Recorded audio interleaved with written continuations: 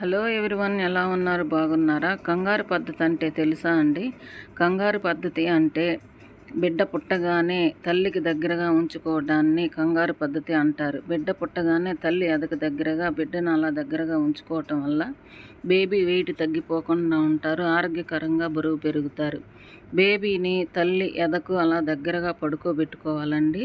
తల్లి బిడ్డకి ప్రేమానురాగాలు పెరుగుతూ ఉంటాయి. ఇలా ఉండటం వల్ల 2 గంటలకు ఒకసారి పాలిస్తూ బేబీని తల్లికి దగ్గరగా ఉంచుకుంటూ ఉండాలి.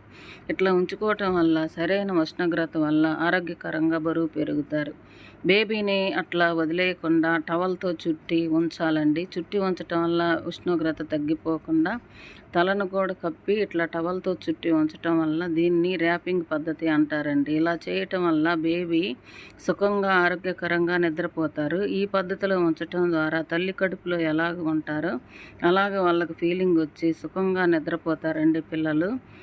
ప్రతిసారి మనం బేబీని స్నానం చేయించినప్పుడైనా ఎలాగా అయినా కానీ బేబీని ఈ పద్ధతిలో కప్పి ఉంచాలి. కప్పి ఉంచడం ద్వారా వాళ్ళు ఆరోగ్యకరంగా ఉంటారు. ఈ పద్ధతిలో కూడా చుట్టి ఉంచవచ్చు బేబీని. ఇట్లా చుట్టి ఉంచటం, మా గది ఉష్ణోగ్రత వెచ్చగా ఉంచటం కూడా చూసుకుంటూ ఉండాలండి టెంపరేచర్ని.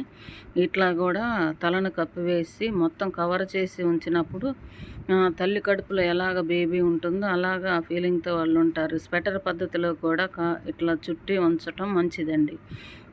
ఇలా రకరకాల కంగారు పద్ధతికి సంబంధించి ఇట్లా క్లాత్తో చుట్టటం ఇట్లా కూడా ఉంటాయండి. వీటిని కూడా జాగ్రత్తగా చూసుకుంటూ ఉండాలి.